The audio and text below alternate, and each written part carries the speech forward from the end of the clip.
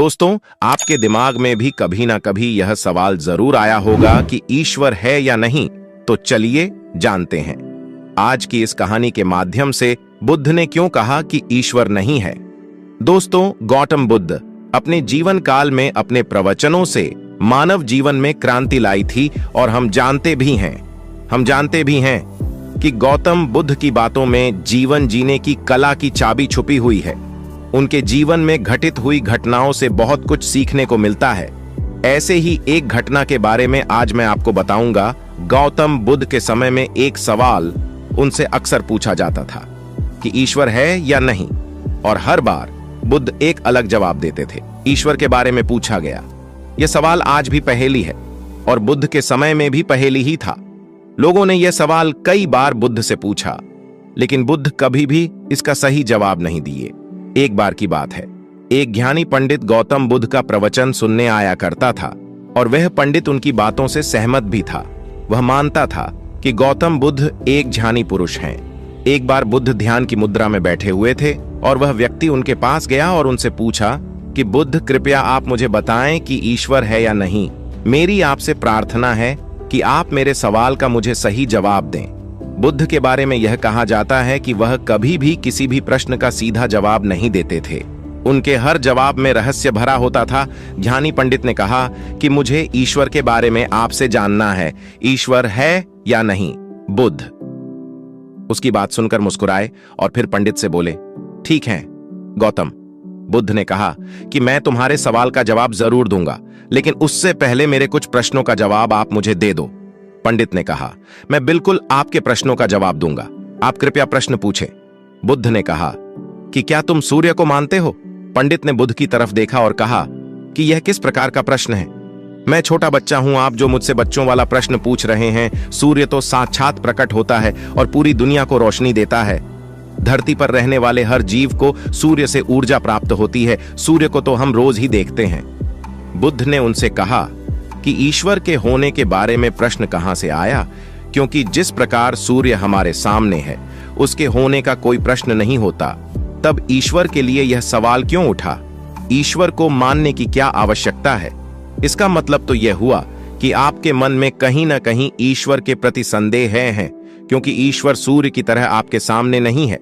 आप ईश्वर को भी बुद्धि से ढूंढने के लिए निकले हो और बुद्धि केवल उन्हीं बातों को मानती है जो उसके सामने दिखाई देता है, और ईश्वर कभी भी आपको प्रत्यक्ष रूप में सामने दिखाई नहीं देगा। अगर दिख जाए तो वह ईश्वर नहीं होगा।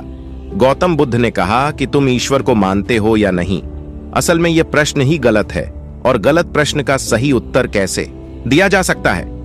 इसलिए अगर इस गलत प्रश्न के पूछे जाने पर और अगर किसी के उत्तर दिए जाने पर, तो वह उत्तर भी इस प्रश्न की तरह ही गलत होगा। पंडित बुद्ध की बात सुनकर थोड़ा भ्रमित सा हो गया। उसने कहा कि बुद्ध, आप किस तरह की बातें कर रहे हैं? मुझे कुछ समझ नहीं आ रहा है। बुद्ध ने कहा, अगर मैं तुम्हें सीधे शब्दों में बताऊं तो इसका मतलब यह है कि ईश्वर को माना नहीं बल्कि जाना जा सकता है।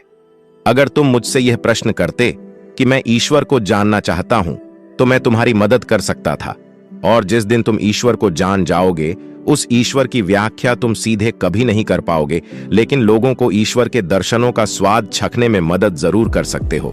तुम कभी अपना अनुभव किसी को दे नहीं सकते हो, लेकिन किसी को अनुभव कराने में सहायता जरूर कर सकते हो। दोस्तों, आपने बुद्ध के जीवन की कितनी कहानियां, किस्से सुने होंगे। वहां आपने देखा होगा कि बुद्ध ने कभी भी ईश्वर के बारे में स्पष्ट नहीं कहा, और इसकी वजह से कई बार बुद्ध के ऊपर उंगलियां भी उठी। लोगों ने यहां तक कहा कि बुद्ध कुछ भी नहीं जानते, क्योंकि बुद्ध इस तरह के प्रश्नों का ठीक से उत्तर कभी नहीं देते थे।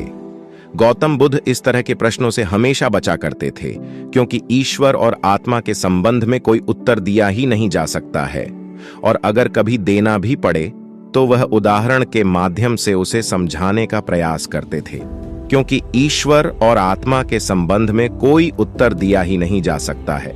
यह संभव ही नहीं है। और मेरा यह मानना है कि बुद्ध को सचमुच ज्ञान प्राप्त हुआ था।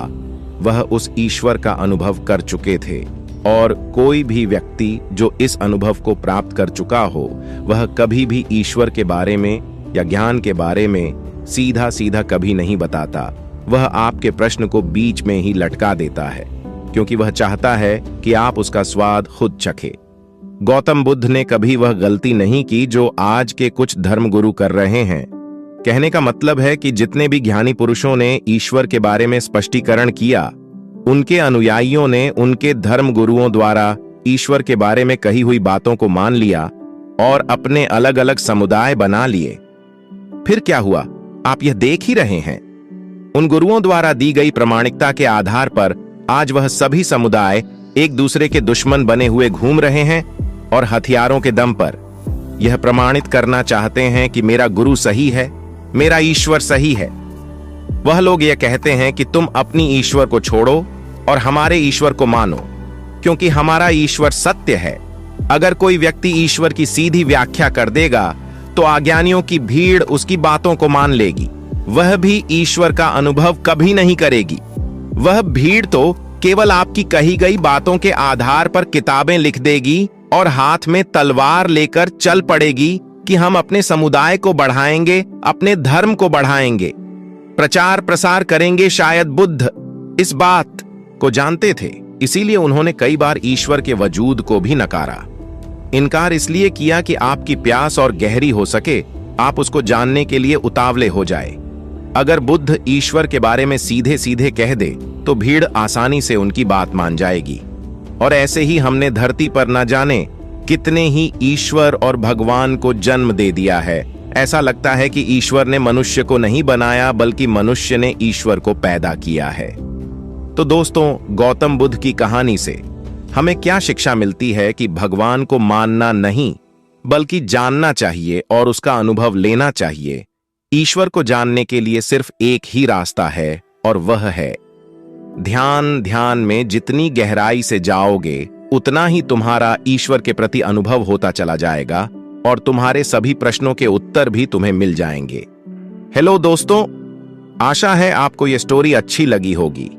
अगर अच्छी लगी हो तो स्टोरी को लाइक और शेयर करें। तो मिलते हैं एक ऐसी ही स्टोरी में नेक्स्ट स्टोरी वीडियो में। अगर आप इस चैनल पर नए हैं तो आप मेरे इस YouTube चैनल स्टोरी अड्डा बाय AP को सब्सक्राइब करें।